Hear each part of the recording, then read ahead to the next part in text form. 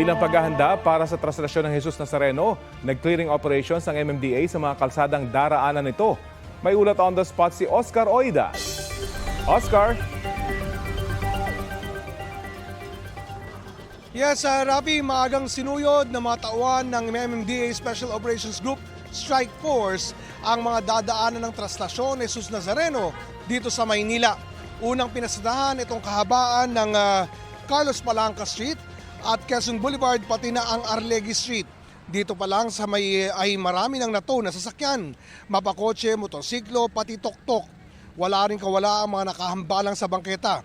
Pagdating ng Plaza del Carmen, mas marami pang illegally parked na sasakyan ang naabutan at nahatak.